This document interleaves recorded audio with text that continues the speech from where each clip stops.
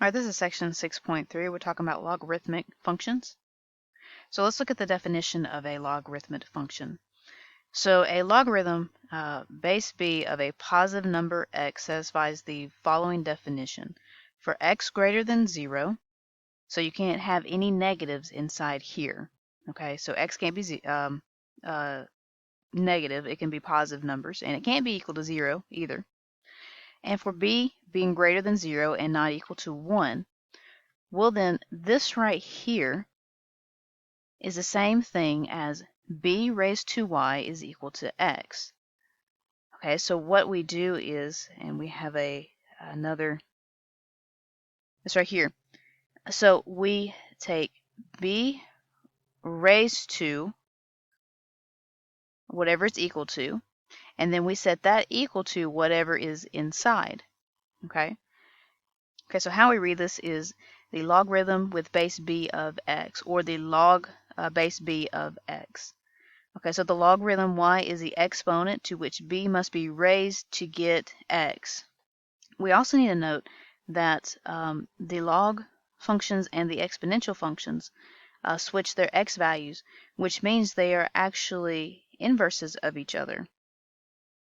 So that means the domain of the log function with base b, that's going to go from 0 to infinity, and the range of the log function with base b is going to be negative infinity to infinity, because the domain of the log function, that's really the range of the exponential function, because they're inverses of each other.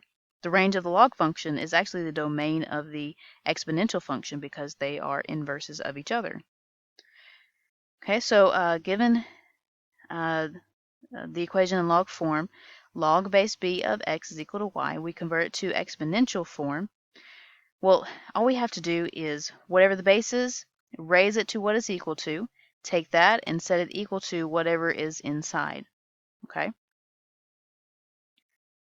Now, can we take the log of a negative number? Well, no, okay, because the base of an exponential function is always positive. Okay, so what does that mean, the base is always positive? If we go here, the base b, we said has to be not equal to 1, and it has to be greater than 0. We said that it couldn't be negative numbers, just to make sure that we didn't have imaginary numbers. Okay. Let's look at something called common logarithms. So a common logarithm is a logarithm with a base 10, and we write log base 10 of x. But really, if you see log of x, it's understood to be log base 10 of x. Okay, so y is equal to log of x. That's the same thing as 10 raised to y equal to x, like it is here. And again, x has got to be greater than 0, so you can't have negative numbers inside this parentheses right here. Something called natural log. So a natural logarithm is a logarithm with base e. Now you can write log base e of x. That's the same thing as the natural log of x.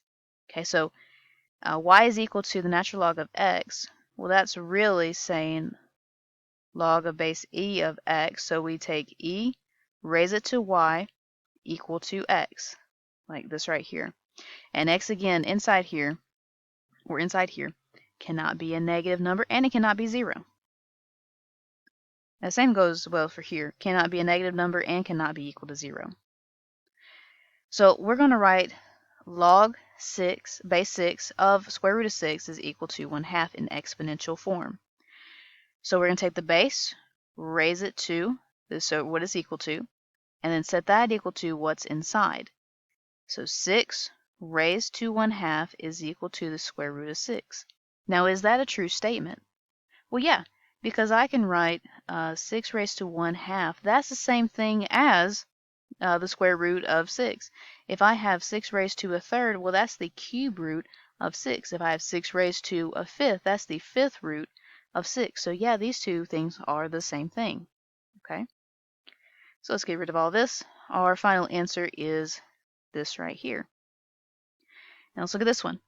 3 raised to 2 is equal to 9. 3 raised to 2 is equal to 9. Well, what is 3 squared? Well, it's 9. 9 equals 9. That is a true statement. So this is the exponential form. Okay, same thing here. Okay, the base raised to what it's equal to, and then set that equal to what the inside is. So q raised to z is equal to c, and that's it.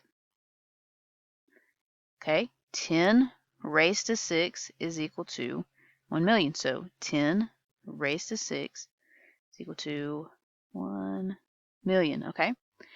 Now notice, what is 10 raised to? It's raised to 6. How many zeros do I have? 1, 2, 3, 4, 5, 6. Yes, these two things are equal to each other.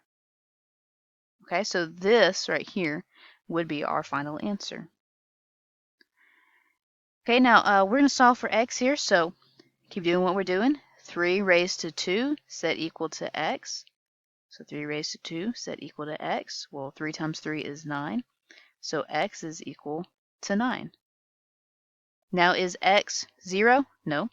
Is x a negative number? No. So that is our final answer. Okay, now we've got the natural log of x. So remember, this is an e right here. So e raised to 2 is equal to x. So e raised to 2 is equal to x. Well, is e raised to 2 0? No. Is e raised to 2 a negative number? Well, e is roughly 2.7 something something. So it's like squaring 2.7. So that would give us a bigger positive number. So no, this is not a negative number. So this would be our final answer. Okay, let's look at this one. 9 raised to a half is equal to x. So 9 raised to a half is equal to x. Well, that's the same thing as the square root of 9. The square root of 9 is 3. Okay, so it's not 0, it's not a negative number. So this is our final answer. And now I have log of x is equal to 3. Well, anytime I just see log, it's understood that there's a 10 right here. So 10 raised to 3 is equal to x. Okay, so 10 raised to 3 is equal to x. Okay, so I have a 10 raised to a number, 3. So that means I'm going to have 3 zeros. It's not negative, it's not 0, so this will be our final answer. Okay, solve for x. So x raised to 3 is equal to 64. So x raised to 3 is equal to 64. Okay, now to get rid of that cube, I'm going to cube root both sides. So x is equal to 4, because we could write this as 4 times 4 times 4. 4 times 4 is 16. 16 times 4 is 64. So I have 3 of the numbers that I want. So I'm going to pull one of them out, so 4. So 4 will be our final answer here. Okay, same thing. X raised to 6 is equal to 729. So x raised to 6 is 729. So I'm going to have a root of 6 on both sides. So I need the same number 6 times. Or in your calculator, what you could do is take 729 and raise it to 1 over 6, and doing the same thing, and it should give you 3. Okay, so if we do 3 times 3 times 3 times 3 times 3, so that's 1, 2, 3, 4, 5 times 3. Hey, that is 729. Okay, so 3 times itself 6 times would be 729. So if I'm trying to take the root of 6 to 729, so this is what I'm saying is 3 times 3 times 3 times 3 times 3 times 3. So 1, 2, 3, 4, 5, 6. That's the same thing as 729. So I need 6 of the same number, and then I'm going to take out one of them. So that would be our final answer. Now let's go the other way. We're going to convert from exponential to log form. So just remember this right here. Think b to the y is equal to x, or we have the base raised to what it's equal to, and that is equal to what is inside. Okay, so let's look at, here's our base, this is what it's equal to, this is what is inside. So log of base 2 is, so you have the base raised to what is equal to, this is inside, and then you can check it.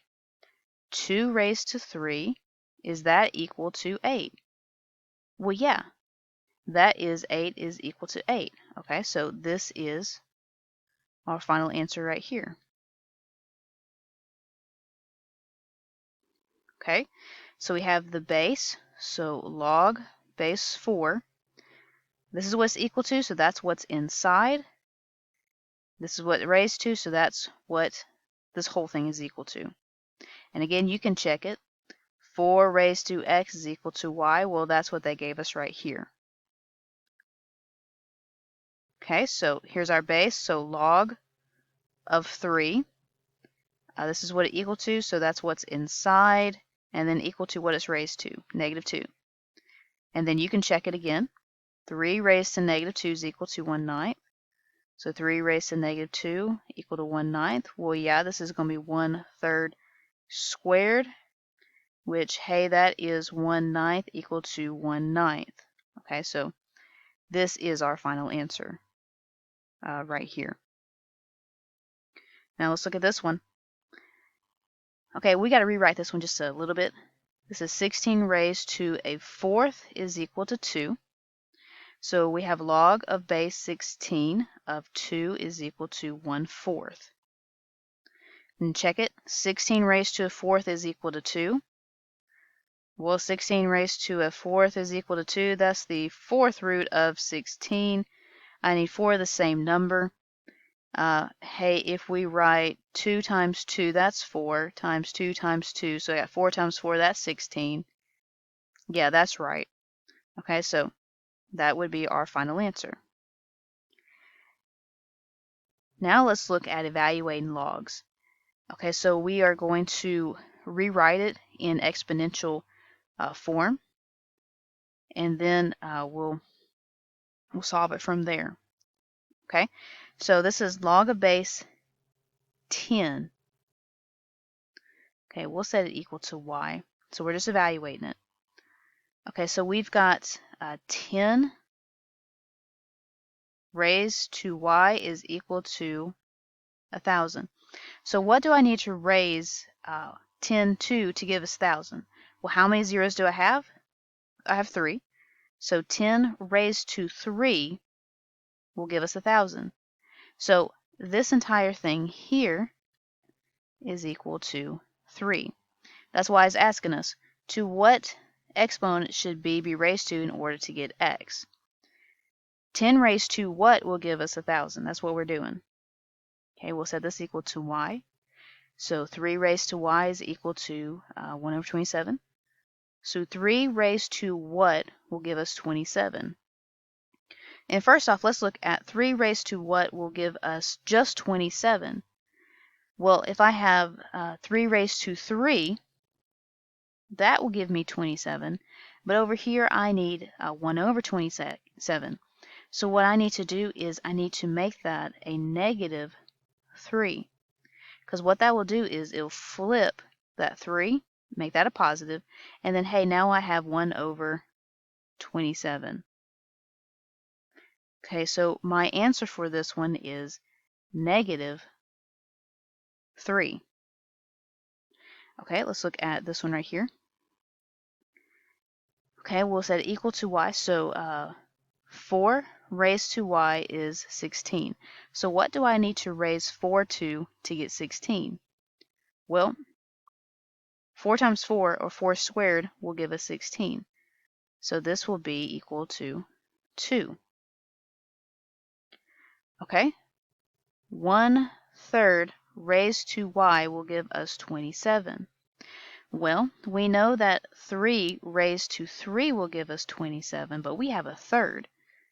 Okay, so a third, if I flip that, that will make this negative, right? So if we have a third raised to negative 3, that will be 27. So our answer here is negative 3.